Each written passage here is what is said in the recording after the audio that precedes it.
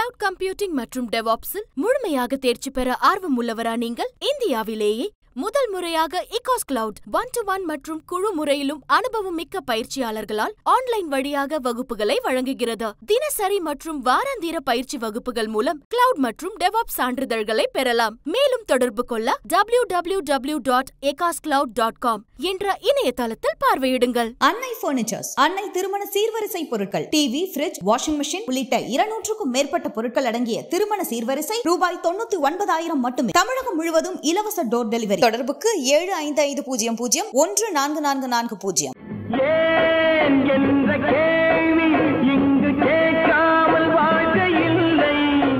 கேள்வி கணைகள் நிகழ்ச்சிக்கு அனைவரையும் வரவேற்கிறோம். பல ஆயிரம் கேள்விகள் அனுப்பியிருந்தாங்கன்னா இல்லை முக்கியமான சில கேள்விகள் எடுத்துட்டு வந்து பலாயிரம் கேள்விகள் வந்துச்சு. முக்கியமான சில கேள்விகள், அதுக்கு உங்களுடைய பதில் கண்டிப்பாக வேணும். ஆனால் முதலாவது கேள்வியாக பார்த்தீங்கன்னா, அண்ணன் சீமானுடைய ஆடியோக்கள்லாம் வீடியோக்கள்லாம் உங்களுடைய அலைபேசியில் நீங்கள் பதிவு பண்ணி வச்சுருக்கீங்க.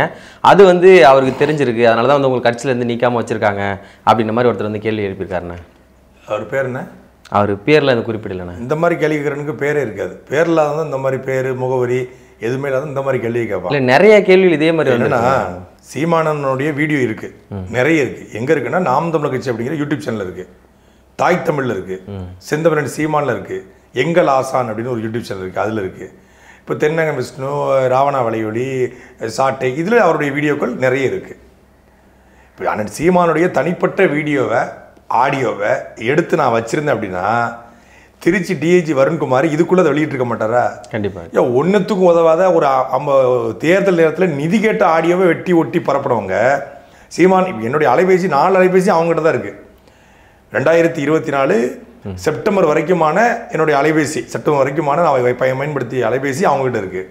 அப்போ இதை ரொம்ப நாள் அந்த இதை ஊட்டிகிட்டு இருக்காங்க. அதாவது ஒரு ஒரு வளர்ந்து வருகிற ஒரு தலைவர் கூடவே இருக்கக்கூடிய, பயணிக்கக்கூடிய எல்லோருக்கும் இது மாதிரியான குற்றச்சாட்டுகள் வரும். யாராலெல்லாம் மேலேறி வர முடியலையோ, இந்த வன்மம், காழ்ப்புணர்ச்சி, குரோதம், தனிமனித வெறுப்பு, பொறாமை, கொஞ்சம் பச்சையாக கூட சொல்லலாம், நம்ம பார்க்குறேன்.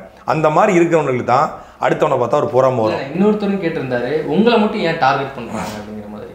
தெரியலையே, உங்களை மட்டும் ஏன் டார்கெட் பண்ணி, இல்லை ஒரு சீமானவன் கூட ரொம்ப நெருக்கமாக இருக்குங்க. சீமானவர்களோடு பயணிக்கக்கூடிய எல்லோருக்குமே இந்த சிக்கல் வரும். அவர் கூட இருக்கக்கூடிய அவருடைய கார் ஓட்டுநரை பலவருக்கு பிடிக்காது, அவர் வீட்டில் சமையல்காரனா பலவருக்கு பிடிக்காது. அண்ணன் சீமானுக்கு பாதுகாப்பு படல வராங்க இல்லையா, பூமிநாதன் இருக்காங்க, நிறைய பேர் இருக்காங்க, அவங்கள பலவருக்கு பிடிக்காது. பாதுகாப்பு படம்னா என்ன, அவங்க இப்படி பண்ணுறாங்க, எங்களை உள்ளோட பண்ணுறாங்க. அந்த இடத்துல இருந்தால் அது அந்த காய்த்த மரம் கல்லடி வாங்கும். காய்த்த மரத்தோடு இருக்கிற அந்த பழம் கல்லடி வாங்குவது போல கிளைகளும் கல்லடி வாங்கும், இலைகளும் கல்லடி வாங்கும். அதனால நம்ம கல்லடி வாங்கி தான் ஆகணும், அடி வாங்கிட்டு தான் இருக்கும். அது ஒன்றும் பண்ண முடியாது. ஆனால் அடுத்த கேள்வி இப்போ ஒருத்தர் கேட்டிருக்காரு, அவருக்கும் பேர் இல்லை. சாணக்கியா வலையொலி தொடர் நேரலையோடு தொலைக்காட்சி மாதிரி நடத்திட்டு இருக்காங்க, சாட்டை வலையொலி இயங்க வாய்ப்பு உள்ளதா அந்த மாதிரி அப்படின்னு சொல்லி. ஒரு நாளைக்கு 2 வீடியோ போடும்போதே வயிற்றுச்சு போட்டு சாவுறாங்க, சேனலில் மூடுன்றான், என்னெல்லாம பேசுகிறாங்க. கோடி கணக்கில் சாட்டைக்கு வசூல் வருது, அண்ணா நகர் அலுவலகம் போட்டது எப்படி, அந்த நிறுவனம் தான் அலுவலகத்தை போட்டு கொடுத்தது. கிட்டத்தட்ட 4 மாதம் வேலை நடந்துச்சு. வேலை பார்த்தவங்களுக்கு தெரியும் நம்ம எப்படி அதுக்கு செயல்பட்டோம் அப்படிங்கிறது. சாணக்கியாவும் கிட்டத்தட்ட தமிழ்நாடு முழுக்க 100க்கும் மேற்பட்ட நிருபர்கள் வச்சுருக்காரு. அவருக்கு ஒரு பெரிய பேக்கப் இருக்குது, அந்த அடிப்படையில் இயங்குறாங்க. நிச்சயமாக நம்மளும் அது மாதிரி இயங்கணும்னு ஆசை தான். அதுக்கான பொருளாதார பின்னணி இப்போ இல்லை, நம்ம கொஞ்சம் கொஞ்சமாக வளர்கிறோம். ஒரு சாதாரண ஒரு மெயில் ஐடியில் செல்ஃபோனில் ஆரம்பித்து, அப்புறம் கொஞ்சம் சின்ன கேமரா ஆரம்பித்து, அப்புறம் ஒரு 10க்கு 20 இதில் ஆரம்பித்து, அதுக்கப்புறம் ஒரு சின்ன ஆஃபீஸ் போட்டு, அப்புறம் முகப்பேரில் ஒரு ஆஃபீஸ் போட்டு, அப்புறம் அண்ணநகர் ஆஃபீஸ் போட்டு, அப்படி மெதுவாக ஒரு ஆர்கானிக் க்ரோத்தை நம்ம கொண்டு வரோம். நிச்சயம் அந்த இலக்கு, அதுதான் இலக்கு, ஒரு பெரிய ஊடகமாக மாற்றணும்னு அவருடைய ஆசை கூடிய விரைவில் நிறைவடையும். ஆனால் அடுத்த கேள்வியே பார்த்தீங்கன்னா, இன்னும் சில இஸ்லாமிய அமைப்புகள்லாம் தமிழ் தேசியத்தை ஏற்றுக்கொள்ளாததற்கு என்ன காரணம் அப்படின்னு சொல்லிட்டு சையத் சபீர் அகமது பண்டூட்லேருந்து கேள்வி எழுப்பியிருக்காருண்ணா. இல்லை, பழனி பாபாவே இஸ்லாமியர்கள் பெரும்பான்மையாக உள்வாங்கன்னு அர்த்தம். பழனி பாபாவை உள்வாங்கிய இஸ்லாமியர்கள் தமிழ் தேசியத்தின் பக்கம் தான் நிற்பாங்க. தமிழ் தேசியத்தின் பக்கம் நின்றால் அந்த தமிழ் தேசியத்தை யார் தூக்கி பிடிக்கிறாங்களோ அவங்க பக்கம் நிற்பாங்க. பழனி பாபா எந்த இடத்துலையும் இஸ்லாமிய சொந்தங்களே அப்படின்னு பதிவு பண்ணல, தமிழ் சொந்தங்களே, இரத்த சொந்தங்களே அப்படின்னு தான் பதிவு பண்ணியிருக்காரு. அவர் நீ இஸ்லாமியரா நின்ன அப்படின்னா உன்னை ஒரு குறிப்பிட்ட இலக்கில் முடைக்கிடுவான், நீ தமிழனா நின்னால் மட்டும்தான் உன்னால் தமிழ்நாட்டில் எதிர்த்து நிற்க முடியும் இந்த அதிகார வர்க்கத்தை அப்படின்னு பேசியிருக்காரு. அப்போ அவர் தான் இந்த ஒட்டுமொத்தமான இஸ்லாமியர்களுமான பெரிய பாடமாக இருக்கார். நீங்கள் இங்கே இருக்கக்கூடிய இஸ்லாமியர்கள் அவங்க அரபு நாட்டிலேருந்து வரல, அவங்க குவைத்திலேருந்து வரல, அவங்க ஆப்கானிஸ்தான்லேருந்து வரல, அவங்க இந்த மண்ணினுடைய பூர்வக்குடி மக்கள் அப்படின்னு சொல்லி திராவிட கட்சிகள் பேசாது. ஆனால் தமிழ் தேசியம் பேசும். இஸ்லாமியர் என்பவர்கள் வந்து சிறுபான்மைன்னு சொல்லாத பெரும்பான்மைன்னு சொல்லி சிறுபான்மை செருப்பால் அடிப்பன்னு சொல்லி தமிழ் தேசிய இயக்கங்கள் தான் சொல்லும், தமிழ் தேசியம் தான் பேசுவோம். அப்போ அந்த தமிழ் தேசியத்தை உருவாக்கி கொண்டு நாங்கள் இந்த மண்ணின் பூர்வகுடி மக்கள்னு சொல்லி இஸ்லாமியர்கள் வரணும், பழனி பாபா வந்தது போல அவங்க வரணும் அப்படிங்கிறது தான் எல்லாருடைய விருப்பமும். திருச்சியிலேருந்து சிவகணேஷ் அப்படிங்கிற ஒருத்தர் கேட்டிருக்காரு, திருச்சியில் இருக்க முக்கியமான 3 முனையங்களுக்கு எல்லாமே வந்து பெரியார், அண்ணா, அதுக்கப்புறம் வந்து கலைஞர் பேர் தான் இருக்குது. மார்க்கெட்டுக்கு வந்து பெரியாரோட பேர் இருக்குது, புதிதாக கட்டுற பேருந்து நிலையத்துக்கு கலைஞர் பேர், அதுக்கப்புறம் டர்க் டெர்மினலுக்கு அண்ணாவோட பேர் இருக்குது. இதை பற்றி உங்களோட கருத்து என்னன்னு? அந்த தமிழ் படம்னு ஒரு படம் வந்துச்சு, அந்த படத்தில் வந்து Siva international airport, Siva beach, Siva சுடுகாடு, சிவா மின் தகன மையம்னு போடுற மாதிரி அதிகாரத்தில் இருக்கக்கூடிய திமுக என்ன பண்ணுதுன்னா அந்த ஆட்சி முடிக்கிறதுக்கு முன்னாடி எந்த அளவுக்கு அவங்களுடைய பேரை வந்து பிராண்ட் பண்ண முடியுமோ ஸ்டிக்கரை ஓட்டிக்கிட்டே இருக்காங்க. கடுமையாக வந்து விமர்சனம் பண்ண பிறகு பெருந்தலைவர் காமராஜருடைய பேரை வந்து திருச்சியில் கட்டப்போகிற நூலகத்துக்கு வைக்க போகிறதா சொல்கிறாங்க. கோவையில் வந்து வேறொரு தலைவரோட பேரை வந்து வைக்க போகிறதா, அண்ணாதுரை பேர் நினைக்கிறேன், பேரை வைக்க போகிறதா சொல்கிறாங்க. அப்போது நாம் என்ன கேள்வி எழுப்புகிறோம் அப்படின்னா, கலைஞர் கருணாநிதி அவர்கள் மட்டும்தான் தமிழ்நாட்டில் இந்த 70 ஆண்டு காலத்தில் இருந்த தலைவரா? தமிழ்நாட்டுக்குன்னு தலைவர்களே இல்லையா? கலைஞர் கருணாநிதி அவர்கள் பேரில் நீங்கள் வந்து ஒரு நூலகம் கட்டிட்டீங்க, கலைஞர் கருணாநிதி பேரில் ஒரு திருக்கோயிலில் ஒரு கோட்டம் கட்டிட்டீங்க, கலைஞர் கருணாநிதி பேரில் வந்து பன்னோக்கு கலை பண்பாட்டு மருத்துவமனை கட்டுறீங்க, கலைஞர் கருணாநிதி பேரில் ஈசிஆரில் வந்து ஒரு ஆய்வகம் ஏதோ கட்ட போகிறதா சொல்கிறாங்க, கலைஞர் உலகம் ஒரு இந்த கலை இலக்கிய பண்பாட்டு பாசறை சார்பாக கட்ட போகிறதா சொல்கிறாங்க. அப்படி எல்லாத்துக்கும் கலைஞர் கருணாநிதியின் பேரை வைக்க வேண்டிய அவசியம் என்ன? இப்போ அவங்களுடைய நிறுவனம் வைக்கிறாங்க அப்படின்னா கலைஞர் பேரை வச்சுட்டு போயிடலாம். திமுக சுந்தரம் இருந்ததுக்கு ஒரு அரசு வைக்கிறதுக்கு ஒட்டுமொத்தமாக கலைஞருடைய பேரை வைக்கிறது மூலமாக ஒரு பிராண்டை உருவாக்குறாங்க. கலைஞரை தாண்டி தமிழ்நாடு இல்லை, தமிழ்நாடுனே கலைஞர் தான் அப்படின்றாங்க. இது வந்து இப்போ பக்கத்தில் ஆந்திராவில் நம்ம பார்க்குறோம் நடக்குதுன்னு, பங்களாதேஷில் பார்த்தோம். பங்களாதேஷனுடைய விடுதலைக்காக போராடிய, பங்களாதேஷ் பிரிவதற்கென்றே காரணமாக இருந்த முஜிபுர் ரஹ்மானுடைய சிலைகள் அங்கே உடைக்கப்பட்டிருக்கிறது. இப்போ அதாவது பங்களாதேஷோட தந்தை அவருடைய சிலைகள் உடைக்கப்படுது. ஏன்னா அதுக்கு பிறகு உள்ள தலைமுறைகள் வந்து அப்படியே மாறுறான். நம்ம வந்து கலைஞர் சிலையை உடைக்கணும், கலைஞர் பேரை நொறுக்கணும்னு நம்ம சொல்ல வரல. இது இன்னைக்கு வைக்கிறது இங்கே வெறுப்பாக மாறும் பொழுது நாளைக்கு இன்னொரு ஆட்சி வரும்போது மொத்தமாக மறைப்பாங்க. அதுதான் அங்கே ராஜபக்சோட அப்பா சிலையை உடைச்சிருக்காங்க. அது தமிழ்நாட்டில் நடக்காமல் இருக்கணும்னா இவங்க அதை தவிர்த்துக்கிட்டு டீசெண்டான அரசியலை பண்ணால் கலைஞர் பேர் ஒரு சில இடத்துலயாவது இருக்கும். நான் அடுத்ததாக பார்த்தீங்கன்னா திருநெல்வேலி சுதர்சனை வந்து கேள்வி எழுப்பியிருக்காருண்ணா. டிசிபி பாண்டியன் சொல்கிறாராம் சாட்டை துரைமுறை வந்து தமிழர் கிடையாது, அவர் வந்து தெலுங்கர் அப்படின்னு. பாண்டியனா? டிசிபி பாண்டியன், சுந்தரபாண்டியன் தெரியும், வீரபாண்டியன் தெரியும், வடிவளமாக நின்ற பாண்டியன் தெரியும், பாண்டி நெடுஞ்செழியன் தெரியும். டிசிபி பாண்டியன் யாரு? மனநோயாளிகளுடைய பதிவுகளை நம்ம பதில் சொல்லிட்டு நம்ம நேரத்தை வீணடிக்க முடியுமா? அதெல்லாம் மனநோயாளிகள் அவங்கெல்லாம். ஆனால் அடுத்ததாக வந்து ஆளும் அரசு வந்து தொடர்ந்து பெண்களுக்கும் மாணவர் வரை வந்து 1000 ரூபாய் கொடுத்துக்கிட்டே இருக்கிறாங்க. இது வந்து உரிமை தொகை உதவித்தொகை பேரில் அள்ளி வீசிக்கொண்டே இருக்கிறாங்க. இவர்களை திருத்தி தமிழ் பற்றையும் தமிழ் உணர்வையும் உங்களால் எழுப்ப முடியுமான்னு சொல்லிட்டு தண்டபாணி அப்படிங்கிற நீலகிரியிலேருந்து கேட்டிருக்காரு. அப்படி வந்து அந்த மக்களுக்கு ஒரு தன்னெழுச்சியான ஒரு கோபம் இருக்க போய் தான் இன்னைக்கு திமுகவுடைய பேச்சாளர் இருக்கக்கூடிய திரு தமிழன் பிரசாத் அவர்கள் வந்து திருவண்ணாமலையில் பேசிக்கிட்டு இருக்காரு. பேசும்போதே ஒரு மூதாட்டி ஒரு பாட்டி போய் வந்து நீங்கள் கொடுக்க 1000 ரூபா வச்சு ஒரு மூக்குத்தி கூட வாங்க முடியாது அப்படின்னு நேரடியாக கேள்விக்கிறான். இப்படி இங்கே திமுகவை நம்ம ஊடகங்களை பேசணும். திமுகவே ஒரு எக்ஸ்தலத்தில் பதிவாக போட்டான், ஒரு காணொலியை வெளியிட்டான், திமுக கொடுத்து பேட்டி கொடுத்தான், திமுக வந்து டிபேட்டில் பேசினான். ஆனால் திமுகவை 1-to-1 மக்கள் கேள்விக்கூடிய ஒரு நிலைமை உருவாயிருச்சு இல்லை? அதுபோல் வந்து அந்த மூதாட்டிக்கு இருக்கிற அந்த அடிப்படை பண்பு வந்து அறம் வந்து எல்லாருக்கும் வந்தா எல்லாரும் இந்த தேர்தலில் கேள்வி கேட்பாங்க. வச்சோம். அடுத்ததான் வந்து முருகன் அப்படின்ற ஒரு கேள்வி எழுப்பியிருக்காருண்ணே. முதல்ல வந்து தமிழ் மொழியில இருந்தா எல்லா மொழியும் வந்து பிறந்ததா சொல்றீங்க. அப்படி பார்த்தா வந்து எல்லா மொழிக்கும் மூத்த மொழி தமிழ் மொழி தானே. முன்னாடி வந்து இப்போ பேசுறவங்க கூட ஆரம்பத்தில் தமிழ் மொழி தான் பேசியிருப்பாங்க. அப்படி பார்த்தா இங்கே எல்லாருமே தமிழர்கள் தானே, ஏன் அவங்களெல்லாம் வந்து நீங்கள் நிராகரிக்கிறீங்க அப்படின்ற மாதிரி பேசுகிறாங்க. இப்போ நீங்கள் தமிழ் மொழிக்குன்னு தனித்த மரபு மொழி ஒன்றும் கிடையாது. தமிழ் மொழி வந்து தோற்றுவாய். ஆனால் தெலுங்குக்கும் கன்னடத்துக்கும் துளுவுக்கும் மலையாளத்துக்கும் தமிழ் மொழி தான் வந்து வேறாக இருக்குது, மரபு மொழியாக இருக்குது. இதுலேருந்து சமஸ்கிருதம் கலந்து அவங்க பேசி ஒரு தெலுங்கு உருவாயிருச்சு, கன்னடம் உருவாயிருச்சு, மலையாளம் உருவாயிருச்சு. நம்ம வந்து போஞ்சிச்சிரா நீர் அப்படின்னு அவங்க கேட்குறாங்க, இங்கே வந்து சாப்பிட்டியா அப்படின்னு கேட்குறாங்க. வந்து அண்ணனும் நோக்கிறாள் அவளும் நோக்கிறாள் நம்ம சொல்கிறோம், என்னடா நோக்கடா அப்படின்னு கேரளாவில் மலையாளத்தில் சொல்கிறான். அது தூய தமிழ் சொற்கள் இன்னும் வந்து அதாவது சங்க இலக்கியங்களோட சொற்கள் வந்து இன்னும் மலையாளத்தில் அப்படியே இருக்குது. நம்ம திரைப்படம் பார்க்கும்போது நமக்கு எளிதாக மலையாளம் வந்து புரிவிக்கிற காரணம் என்னன்னா பெரும்பான்மையான தமிழ் மொழி சொற்கள் வந்து இன்னும் சோறுங்கிற தூய தமிழ் சொல்ல இன்னும் மலையாளத்தில் பயன்படுத்திட்டு இருக்காங்க. அப்போ இங்கேருந்து பிரிஞ்சு போய் ஒரு மொழி உருவாகி அந்த ஒரு மொழி வந்து ஒரு தேசிய இனமாக உருவாயிருச்சு. ஒரு மலையாள தேசிய இனமாக, தெலுங்கு தேசிய இனமாக, கன்னட தேசிய இனமாக உருவாயிருச்சு. உருவான பிறகு அவங்க தங்களை தெலுங்கர்களாக அழைத்துக் கொள்ளும்போது நாம் எப்படி அவங்கள தமிழனா கிளைம் பண்ண முடியும், தமிழனா சொல்ல முடியும்? இங்கிருந்து பிரிஞ்சு போயிருச்சு. மொழி வழியாக மாநிலங்கள் பிரிக்கப்பட்டது போல ஒரு மொழியிலிருந்து இன்னொரு மொழி கலந்து இன்னொரு மொழி உருவாயிருச்சு. அப்படி பார்த்தா நீங்கள் உலகம் முழுக்க வேறு இது போனால் சீன மொழியிலிருந்து பல்வேறு மொழிகள் உருவாயிருக்கும், இந்த சமஸ்கிருத மொழியிலிருந்து பல்வேறு மொழிகள் உருவாயிருக்கிறது. அப்படி உருவான மொழியுடைய வேறுலாம் சொல்லி எல்லாம்னு பார்த்தா உலகம் முழுமைக்கும் ஒரே எண்ணத்தை தான் மொத்தமாக ஒரு ரேஸில் தான் போய் நிற்கும், 2-3 ரேஸ் தான் மொத்தமாகவே கிடைக்கும். அப்படி நம்ம பார்க்க முடியாதுல்ல. இன்னைக்கு தமிழ்ங்கிறது தனித்த மொழி, எந்த மொழியின் துணை இல்லாமல் இயங்கக்கூடிய ஒரு தனித்தமிழ் செம்மொழியாக மாறி இருக்குது. அதனால் இது ஒரு இனம், இது ஒரே நிலப்பரப்பில் வாழ்கிறதுனால இது தேசிய இனம். இதுக்குன்னு பண்பாடு, கலாச்சாரம், தனித்த விளையாட்டு, தனித்த மரபு எல்லாமே இருக்கிறனால இது தேசிய இனம்னு அழைக்கப்படுது. அந்த தேசிய இனத்துக்கான அரசியல் நம்ம பேசுகிறோம், அதனால் நம்ம தமிழராக அழைக்கப்படுறோம். அவங்க தனித்தனியாக மொழி வைத்துக்கொண்டு தனித்தனியாக போன பிறகு அவர்களையும் தமிழர்கள் அழைக்கணும் அப்படின்னு அவசியம் இல்லை. அவர்கள் அடையாளத்தில் இருப்பது தான் சரியானது. அதே மாதிரி சாத்தூர்ல இருந்து அஜித்குமார் அப்படிங்கிறவர் வந்து கேட்டிருக்காரு, பெரிய கேள்வியாக இருக்கு. அதோட சுருக்கம் என்னன்னா, திரௌபதி அம்மன் கோவிலுக்கு வந்து அறிக்கை கொடுத்தாங்க நாம் தமிழகத்துல இருந்து, அதன் பின்பு ஆலயம் என்ற ஒரு போராட்டம் அறிவிச்சதுக்கு இப்போ ஆலயத்துக்குள்ள விட்டுருக்காங்க. குறிஞ்சான்குளத்தில் வந்து பல ஆண்டு காலமாக அந்த பிரச்சனை வந்துகிட்டு இருக்கு, இதுக்கு வந்து ஏதாவது நடவடிக்கை எடுப்பாங்களா அப்படின்னு சொல்லி கேட்டிருக்காரு. இப்போ திரௌபதி அம்மன் கோயிலே வந்து நாம் தமிழ் கட்சி தலைவர் இப்போ சீமானவர்கள் வந்து ஆலய நோய் போராட்டம் நடத்துவேன் அப்படின்னு சொன்னபோது காய்கள் பழுத்து மரம் பூத்து குலுங்கி கொண்டிருக்கிறது, அதுக்கு கீழே நின்று நான் தான் பூத்தது காரணம் பழுத்தது காரணம் என்று சீமான் சொல்கிறாருன்னு சொல்லி மரியாதைக்குரிய அறநிலைத்துறை அமைச்சர் சேகர் பாபு கிண்டல் பண்ணார். இப்போ சீல் வைத்து திறக்கிறாங்க, மீண்டும் அது சீல் வைத்து போட. இதுதான் திராவிட மாடல் ஆட்சியினுடைய ஒரு, அதாவது எவ்வளோ மோசமான ஒரு உயர்நீதிமன்ற உத்தரவை கூட நடைமுறைப்படுத்த முடியாத ஒரு அரசா இந்த அரசுங்கிற பார்க்குறோம். இதையே அவங்க நடைமுறைப்படுத்தவில்லை. இங்கே வந்து வெறும் அடிதடி வரல, ஒரு சின்ன ஒரு பேச்சுவார்த்தையின் முதல் தான், வாக்குவாதம் தான், வார்த்தை முதல் தான். குறிஞ்சாங்குளத்தில் பல்வேறு கொலைகள் நிகழ்ந்திருக்கிறது. கொலைகள் நிகழ்ந்து ஒட்டுமொத்தமாக கோவில் வந்து இடிக்கப்பட்டிருக்கிறது. அந்த சிலை வந்து இன்னைக்கு சங்கரன் கோவில் தாசில்தார் அலுவலகத்தில் இருக்குது. நிச்சயமாக அது ஒரு நாள் மாறும். பூர்வகடி தமிழர்களுடைய ஆதி தமிழர்களுடைய குலதெய்வமாக இருக்கக்கூடிய குறிஞ்சாங்குளத்தின் காந்தாரி அம்மன் நிச்சயமாக ஒரு நாள் குறிஞ்சாங்குளத்தில் வைக்கப்படுவாள். அதுக்கான காலம் விரைவில் வரும். ஆனால் அடுத்தது வந்து குருமூர்த்தி விழுப்புரத்து கேள்வி எழுப்பியிருக்காருண்ணே. அண்ணா ஒரு வந்து தனியார் இதழில் திராவிட கட்டிடக்கலையும் பிரமிக்கும் கோபுரங்கள் என்றெல்லாம் உள்ளது.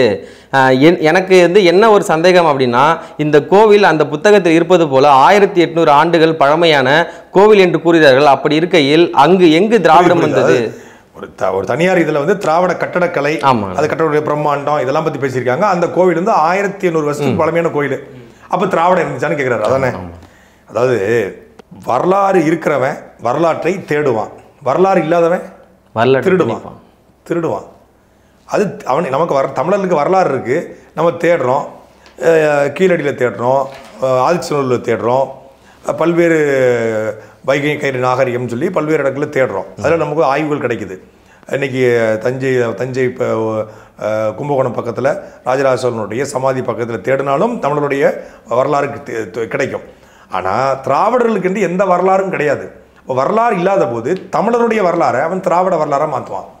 காதலி இருக்கிறவன் இது என் காதலிம்மா, காதல் இல்லாதவன் யாரை வேணாலும் சொல்லலாம்ல, அவன் அது என் லவர் தான் அப்படின்னு சொல்லி விடுறது தானே. அவளுக்கு தெரிய போகிறதில்ல, இவனுக்கும் தெரிய போகிறதில்ல, அதனால் சொல்லி வைக்குமோ அப்படிங்கிற மாதிரி திராவிடனுக்குன்னு எந்த அடையாளமும் கிடையாது. இன்னொன்று திராவிடம்னா என்னன்னு எவனுக்கும் தெரியல. அது கல்யாணங்கிறான், அது மொழிங்கிறான், அது பண்பாடுங்கிறான், அது கலாச்சாரங்கிறான், அது ஒரு இனங்கிறான், அது நிலம்ங்கிறான், அது வந்து ஒரு வகையான கருத்தியலுங்கிறான், அது ஒரு தத்துவங்கிறான், அது சமூக நீதின்றான். அவனா உட்காந்து இதை சொல்லிட்டு இருப்பான். அதுபோல் தமிழருடைய கட்டடக்கலையும் திராவிட கட்டடக்கலையும் அவனா கிளைம் பண்ணிக்கிறான். ஊரில் ஒருத்தர் எம்எல்ஏ வந்தார் அப்படின்னா அந்த எம்எல்ஏவோட சமூகத்தை சார்ந்த எல்லாரும் அவரை சொந்தக்காரம்மா. ஏன்னா ஒரு புகழ்பெற்ற மனிதர் எம்எல்ஏ, நம்ம சொந்தக்காரன் தான், நம்ம மச்சான் தான், நம்ம மாப்பிளம்மா. அதே சமூகத்தில் ஒருத்தன் பஞ்சக்கடை வச்சிருந்தானா யாருமே சீண்ட மாட்டான். தமிழ் கொண்டாடத்தக்கது, தமிழர் வரலாறு கொண்டாடத்தக்கது, தமிழர் வரலாறு பிரம்மாண்டமானது. அதனால என்ன பண்றான், எல்லாரும் எங்க வரலாறுன்னு திருட பார்க்கறான், அவ்வளவுதான். ஆனால் அதே மாதிரி வந்து இன்னொருத்தர் வந்து ஒரு கேள்வி கேட்டிருக்காருன்னா, வக்ஃபு சட்ட மசோதா வந்தப்ப சாட்டையில் ஒரு காணொலி போட்டீங்க, அதுல வந்து 1500 ஆண்டுகள் பழமையான திருச்செந்தூர் கோயில் பத்தி எதுவுமே பேசல, ஏன் சொல்லாம விட்டுட்டீங்கன்னு கேட்டிருக்காரு. அங்க இருக்கிற ஒவ்வொரு இந்துக்களும் அங்க இருக்கிற நிலங்களை விற்கவோ வாங்க முடியாம கஷ்டப்பட்டு இருக்கோம் அப்படின்னு சொல்லி சொல்றாருங்க.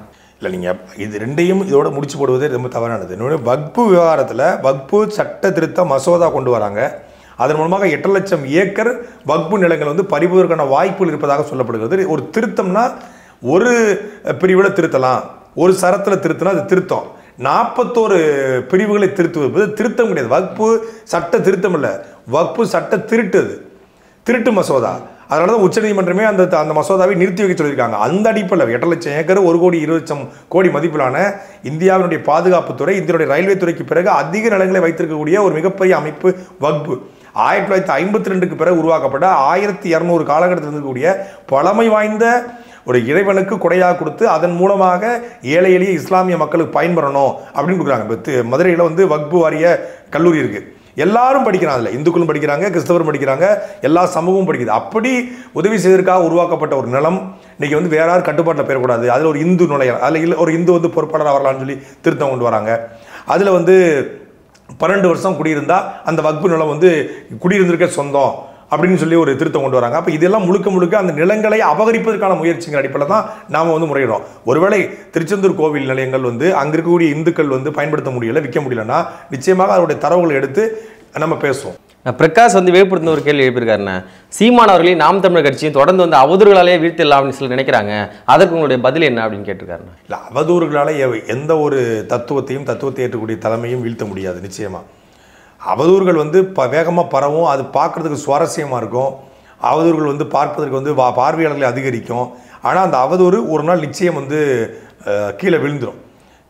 அவதூறுகளால் பொய்களால் கட்டமைக்கப்படுகிற எந்த தலைவனும் விழுந்து போயிடுவான். உண்மையால் கட்டமைக்கப்படுகிற ஒரு தலைவனை அவதூறுகளால் நிச்சயமாக வீழ்த்த முடியாது. அந்த வகையில் 2010 காலகட்டத்திலிருந்து பல்வேறு அவதூறுகள் வந்து நாம் தமிழ் கட்சி மீதும் தலைமை சீமானவர்கள் மீதும் வைக்கப்பட்டிருக்கிறது. அந்த அவதூறுலாம் கடந்து தான் நாம் தமிழ் கட்சியும் சீமானவர்களும் நின்றுட்டு இருக்காங்க. ஆர்வம் அப்படிங்கிறவர் அம்பாசமுத்திரத்திலிருந்து கேட்டிருக்காரு, நாம் தமிழ் கட்சி பாஜக பக்கம் செல்லும்னு சொல்றாங்களே அப்படின்னு சொல்லி கேட்டிருக்காரு. கமலாலயம் பக்கம் கூட அண்ணன் சீமானுடைய கார் போனதான் எனக்கு தகவல் கிடையாது. இதெல்லாம் வந்து கற்பனை வாதம். வெளிப்படையாக 234 தொகுதியில் 100 தொகுதி வேட்பாளரை அறிவிச்சிட்டாங்க. இடுமாவனம் கார்த்திக் வந்து வேதாந்தல் நிற்கிறாருன்னு சொல்லி பத்திரிகையில் செய்தி வந்துருச்சு. களஞ்சியம் அவர்களும் ஸ்ரீதர் அவர்களும் அப்புறம் பல்வேறு முக்கியமான பொறுப்பாளர்கள் வந்து நிற்கிறதாக செய்திகளை ஊடகங்களே போட்டுருச்சு. அப்போ இந்த தொகுதிகளை தவிர்த்துட்டு கூட்டணி பேசுவாங்களா? அது வந்து அதாவது ஒரு கேரக்டர் அசாசினேட் பண்ணி ஒரு தனி மனிதனை வீழ்த்துவது போல ஒரு கட்சியை வீழ்த்தணும் அப்படின்னா இப்போ பாஜகவின் மீது இயல்பாகவே தமிழர்களுக்கு ஒரு கோபம் வெறுப்பு இருக்கிறது. பாஜக இல்லாத கூட்டணிக்கு வாக்களிக்கணும், பாஜக இல்லாத கட்சிக்கு வாக்களிக்கணும் மனநிலை இருக்கு. அப்போ இந்த திமுக 4 ஆண்டுகள் ஆட்சியினுடைய தவறுகளை மறைக்க 4 வருஷம் ஆட்சி திமுக சொன்ன தேர்தல் வாக்குறுதியாக இருக்கக்கூடிய 100 முதல் 100 பட்டியல் இருக்கு. நீங்கள் வேணால் www.tmk.in அப்படிங்கிறது திமுக மேனிஃபெஸ்டோ இருக்கிறது. அந்த மேனிஃபெஸ்டோவை எடுத்து தனியாக நம்மளே சாட்டில் ஒரு பெரிய காணொலி வெளியிட்டிருந்தோம். அதில் 4 கூட திமுக செய்யலை. இப்போ இதை இந்த தேர்தலில் மக்கள் கேட்கணும், இதைத்தான் கேட்கணும். நீ ஆட்சிக்கு வந்தால் திருக்குறள் தேசியனோட ஆக்கணும்னு சொன்னீங்க, ஏன் ஆக்கலை? அதிமுகவோட ஊழல் பட்டியலை விசாரிக்க, ஊழல் அமைச்சர்கள் ஊழலை விசாரிக்க தனி அமைச்சகம் அமைப்பேன், தனி நீதிமன்றம் அமைப்புன்னு சொன்னீங்க, ஏன் பண்ணலை? பெண்களுடைய குற்றங்களை தடுக்க சைபர் நீதிமன்றம் அமைப்புன்னு சொன்னீங்களே, ஏன் அமைக்கலை?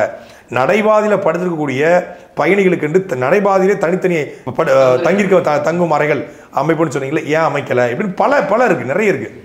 பெட்ரோல் டீசல் விலையை குறைப்புன்னு சொன்னாங்க, டீசல் விலையை குறைப்புன்னு சொன்னாங்க, விலைவாசியை கட்டுப்படுன்னு சொன்னாங்க, தனி மனிதனுடைய வருமானத்தை அதிகரிப்புன்னு சொன்னாங்க, 2028க்குள்ள தமிழ்நாடை தன்னிறைவு பெற்ற மாநிலமாக மாற்றோன்னு சொன்னாங்க, படிப்படியாக டாஸ்மாக் குறைப்புன்னு சொன்னாங்க, டெட் எழுதிய ஆசிரியர் பெருமக்களுக்கு வேலைன்னு சொன்னாங்க, பகுதி நேர ஆசிரியருக்கு வேலைன்னு சொன்னாங்க, அப்புறம் உடற்பயிற்சி ஆசிரியர்கள் வந்து நாங்கள் வேலையமைப்புன்னு சொன்னாங்க. இப்படி எவ்வளவோ சொன்னாங்க. எதுவுமே செய்யாமல் 4000 கோடி பேக்கேஜில் சிங்கார சென்னை திட்டத்தில் கிரேட்டர் சென்னை கார்பரேஷன் வந்து சென்னையவே வந்து புதுப்பிச்சுக்கிட்டு இருக்கு. இன்னும் ஓராண்டுக்குள்ளே சென்னை வந்து சர்வதேச தரத்துக்கு மாறினாங்க. நேற்று கூட மின்சாரம் பாய்ந்து ஒரு சிறுவன் வந்து உயிருக்கு துடிச்சு ஒரு இளைஞன் காப்பாற்றிருக்கான். இன்னைக்கு வரைக்கும் சென்னை 1 மணி நேரம் மழைக்கு தாங்க முடியாத சூழலுக்கு தள்ளப்பட்டிருக்கு. இதை பேசாமல் பிஜேபி உள்ளே வந்துடும், பிஜேபி கூட அவன் போயிடுவான்னு சொல்றது திமுகவோட தவறுகளை மறைக்க மட்டும்தான் தேர்தலுக்கு பயன்படும். அடுத்த கேள்வியை பார்த்தீங்கன்னா பதஞ்சலி அவங்க வந்து மதுரையிலேருந்து கேள்வி எடுப்பிருக்காங்க, தமிழ் தேசிய வந்து நீங்கள் பேசுறது இந்தியாவுக்குள்ள வந்து மேலும் வந்து பிரிவினை ஏற்படுத்தாதா? இப்படிலாம் நீங்கள் செஞ்சீங்கன்னா தேசிய ஒற்றுமை எப்படி நீங்கள் வந்து ஒற்றுமையாக? தெலுங்கு தேசம்னு ஒரு கட்சி வச்சிருக்காங்களே, அப்போ இந்தியாவுக்குள்ள பிரிவினை ஏற்படுத்திச்சா? நீங்கள் ஒவ்வொரு தமிழ் தேசியம்னு தனித்தெல்லாம் ஒன்றும் இல்லை, அது ஒரு பெரிய தீண்டாமை சொல்லாகவும் ஒரு பிரிவினைவாத சொல்லாகவும் ஒரு இனவாத சொல்லாகவும் பார்க்குறதே ஒரு தப்பு. கேரளாவில் கூட கம்யூனிஸ்ட் என்ன பேசுது? மலையாள தேசியம் பேசுது. முல்லை பெரியாறு அணையினுடைய உரிமை எனக்கு வேணும், தண்ணி தரமாட்டேன்னு சொல்கிறாங்களே, அது அவனுடைய தேசியம் தானே. மலையாளியாக இருக்கிறான், மலையாள தேசியம் பேசிக்கிட்டு இருக்கான், கன்னடம் தேசியம் பேசுகிறான், தெலுங்கு தேசியம் பேசுகிறார், தமிழர்கள் நாம் தமிழ் தேசியம் பேசுகிறோம். நாம் யாருக்கும் கொடுக்கூடாதுன்னு சொல்ல, என் உரிமை தான்னு சொல்கிறோம். தமிழ்நாட்டில் வாழக்கூடிய தமிழர்களுடைய மொழி, கலாச்சாரம், பண்பாடு, அவர்களுக்கு வரக்கூடிய சிக்கல், இதை பேசுகிற அரசியல் தமிழ் தேசிய அரசியல். கச்சத்தீவை மீட்டு எடுக்கிற அரசியல் தமிழ் தேசிய அரசியல். காவிரியில் உரிமையை கேட்கிற அரசியல் தமிழ் தேசிய அரசியல். ஆந்திர காட்டுக்குள்ள 22 பேரை சுட்டுக் கொள்ளும் போது ஏண்டா சுட்ட அப்படின்னு கேட்கிற அரசியல் தமிழ் தேசிய அரசியல். என்னுடைய நிலமும் வளமும் எனக்கு சொந்தம், கனிம வளத்தை கொள்ளையடிக்காத, ஆத்துமல்ல கொள்ளையடிக்காத, மரத்தை வெட்டாத அப்படின்னு பேசுகிற அரசியல் தமிழ் தேசிய அரசியல். என்ன பெரிய, அது ஒன்றும் ஒரு தவறான வார்த்தை கிடையாது. இந்தியாவுடைய அரசியலமைப்பு சட்டத்தில் India that is Bharat shall be a union of state அப்படின்னு தான் போட்டிருக்காங்க. இந்தியா பல்வேறு மாநிலங்களுடைய ஒன்றியம், அவ்வளவுதான். இங்கே பல மொழி, பல கலாச்சாரம், பல பண்பாடு, பல உடை, பல உணவு, பழக்க வழக்கம், பல நிலப்பரப்பு எல்லாமே இருக்குது. அதெல்லாம் சேர்ந்து தான் வாழ்கிறோம். வேற்றுமையில் ஒற்றுமை அப்படி தானே சொல்கிறான். வேற்றுமையில் ஒற்றுமை தானே சொல்கிறான். இது வந்து ஒரு சீனானா சீன மொழி பேசக்கூடிய சீன மொழி மட்டும் பேசப்படுது. ஆனால் சீனர்கள், ஜப்பான்னா ஜப்பானிய மொழி மட்டும் பேசுகிறான். நீங்கள் ஜெர்மன் போனால் ஜெர்மன் மொழி மட்டும் பேசுவான். அப்படி உலகம் முழுமைக்கும் ஒவ்வொரு மொழி பேசக்கூடிய கூட்டம் மட்டும் தான் நாடுன்னு அழைக்கப்படுது. ஆனால் இங்கே இந்தியாங்கிற அப்படி இல்லை. எத்தனை லாங்குவேஜ் இருக்குது நமக்கு. அஃபீஷியல் லாங்குவேஜே 18க்கும் மேற்பட்ட லாங்குவேஜ் இருக்குது. அன்அஃபீஷியல் லாங்குவேஜ் வந்து 300க்கும் மேற்பட்ட மொழிகள் இருக்குது. பல்வேறு உணவு கலாச்சாரம் இருக்குது, உடை கலாச்சாரம் இருக்குது, நிலம் மாறுபடுது, உணவு மாறுபடுது, எல்லாம் மாறுபடுது. அப்படி மாறுபடும் போது அந்த மாறுபட்ட புரிதலுக்குள்ளே உட்கார்ந்து கொண்டு அவன் மக்களுக்கான அரசியலை பேசுவது தேச அரசியல். நாம் தமிழ் என்பதால் பேச அரசியல் தமிழ் தேசிய அரசியல். இது இந்தியாவினுடைய அரசியலமைப்பு சட்டத்துக்கு உட்பட்டு பேச அரசியல். ஆனால் அரவிந்த் அப்படிங்கிறவர் நாங்குநேர்லேருந்து கேட்டிருக்காரு. நான் அந்த கேள்வி கேட்குறது பயனற்றதாக இருக்கலாம். ஏன்னா சீமான் அவர்கள் சாட்டைக்கு சம்மந்தம் இல்லைன்னு சொல்லிட்டு இருந்தும் நான் வந்து கேட்குறேன். நாம் தமிழ் அதாவது நான் ஒன்று சொன்ன தப்பா எடுத்துக்க மாட்டீங்களா அப்படின்னு சொல்லிட்டு கேட்குறது. ஆமாம், அப்படின்னா தப்பாக எடுத்துக்க போகிறேன்னு அர்த்தம். அதை என்ன சொல்லியிருக்கேன்னா, நாம் தமிழ்ச்சியோட செயல்பாட்டு வரைவு புத்தகங்களை வந்து காணொலியாக போட போகிறீங்களா? சாட்டையில் நான் பல நாட்களில் கமெண்ட் போட்டிருக்கேன். இல்லை, ஏற்கனவே நம்ம நீர் மேலாண்மை குறித்து செயல்பாட்டு வரைவு 2014 வெளியிட்டு வெளியிட்டிருக்கோம். மருத்துவம் குறித்து வெளியிட்டிருக்கிறோம். ஒவ்வொரு இதுலையும் பேசுகிறோம். நிச்சயமாக புதிய செயல்பாட்டு வரைவு வருகிற பொழுது சாட்டையில முழுமையாக அதை வெளியிடுவார். எந்த மாற்று கருத்து இல்லை. அடுத்தபடியா வினோத் வந்து திருவாரூர் மாவட்டம் ஒரு கேள்வி எழுப்பிக்காருண்ணே. மேதகு பிரபாகரன் அவருடைய புகைப்படத்தை வந்து பதாகைகளில் பயன்படுத்த இன்னும் வேற ஏதாச்சும் சட்ட வகையில் நம்ம போராடி ஏதாச்சும் மீட்க முடியுமா அப்படின்ற மாதிரி கேட்டுக்காருண்ணே. இல்லை, முழுமையாக தடை இருக்கிறது. தடை வந்து ஒவ்வொரு 5 ஆண்டுக்கும் நீட்டிக்கப்பட்டிருக்கிறது. தடையை தாண்டி தான் இந்த படங்கள் வந்து பயன்படுத்தப்படுகிறது. இன்னைக்கு வந்து அது ஒரு சாதாரணமாக மாறிடுச்சு. அலைபேசியில் ஆரம்பித்து சுவரொட்டியில், பதாகையில், கல்யாண வீடுகளில், காதுகுத்து வீடுகள்னு தலைவர் படத்தை வந்து பயன்படுத்த ஆரம்பிச்சிட்டாங்க. அப்படி பயன்படுத்த ஒருத்தர் பயன்படுத்தும் போது தடை போடுவான், எல்லாரும் பயன்படுத்தும் போது தடை போட மாட்டான். நீங்கள் வந்து ஃபேஸ்புக்கில் போட்டால் தடை பண்ணா, இன்றைக்கி இன்ஸ்டாகிராமில் போடுறாங்க, யூடியூப்பில் போடுறாங்க, அப்புறம் வந்து ட்விட்டரில் போடுறாங்க. அவங்க எந்தெந்த வகையில் பயன்படுத்த முடியுமோ தடையை தாண்டி தான் பயன்படுத்திட்டு இருக்காங்க. ஒரு நாள் இந்த தடை உடையும். அந்த இயக்கத்தின் பக்கம் இருக்கக்கூடிய நியாயமும் இனப்படுகொலின் பக்கம் இருக்கக்கூடிய இனப்படுகொலை ஏன் நடந்துச்சு அப்படிங்கிறதும் தெரிய வரும் பொழுது, அதுக்கு வந்து ஐநாவில் பெரிய ஒரு அதுக்கான அரசியல் எடுக்கும்போது, இந்திய அரசியல் முழுமையாக மாறுகிற பொழுது, தமிழ்நாட்டில் அதுக்கான ஒரு தலைமைகள் வருகிற பொழுது, நிச்சயமாக தலைமைச் செயலகத்திலேயே தலைவர் படம் இருக்கக்கூடிய காலம் விரைவில் வரும்னு எல்லாரோட நம்பிக்கை. நானும் நம்புகிறேன். ஆனால் அடுத்ததாக வந்து மகேஷ் அப்படிங்கிற ஒரு புதிய புத்தகத்தில் வந்து கேட்டிருக்காரு. பெரிய கேள்வி. அதோட சுருக்கம் என்னன்னா, பாஜக அதிமுக கூட்டணி வச்சுட்டாங்க. திமுக ஆல்ரெடி ஒரு கூட்டணியில் இருக்குது. இப்போ 2 முனை போட்டி வந்து உறுதிப்படுத்திட்டாங்க. நீங்கள் வந்து விஜயோட கூட்டணி வச்சுட்டீங்கன்னா 3 முனை போட்டி தான். நானா நீங்கன்னா நாம் தமிழர் மீன்ஸ் நாம் தமிழர் வந்து விஜய் அவர்களோட கூட்டணி வச்சுட்டீங்கன்னா 3 முனை போட்டி தான் இருக்குது. எளிமையாக வந்து திமுக வீழ்த்திடலாமா அப்படின்னு சொல்லி கேட்டிருக்காருண்ணா. இதுக்கு இந்த கேள்விக்கு பதில் தான் ஏற்கனவே சொன்னேன். ஏற்கனவே கூட்டணிக்கான கதவுகளை அடைத்து சீமானவர்கள் வந்து தனித்து ஒரு பயணம் என்று அறிவிச்சிட்டாங்க. வேட்பாளர் அறிவிச்சிட்டு இருக்காங்க. அப்புறம் எப்படி வந்து சேர முடியும்? இல்லை, இவர் இன்னொரு ஆப்ஷன் இருக்கிறாரு. திமுக வீழ்த்துறதுக்கு இது ஒரு நல்ல வழிமுறையாக இருக்கும். அப்படி பார்க்க முடியாதுல்ல. திமுக வீழ்த்துறதுக்கு வந்து இவர் வருவார் அப்படிங்கிறதுக்காக நாம் தமிழ் கட்சி உருவாக்கப்படலையே. 2024 அக்டோபர் மாதம் 27ஆம் தேதி வந்து விக்கிரவாண்டியில் கொடியேற்றி விஜய் கட்சி ஆரம்பிப்பார் அப்படிங்கிறதுக்காக நாம் தமிழ் கட்சி உருவானது.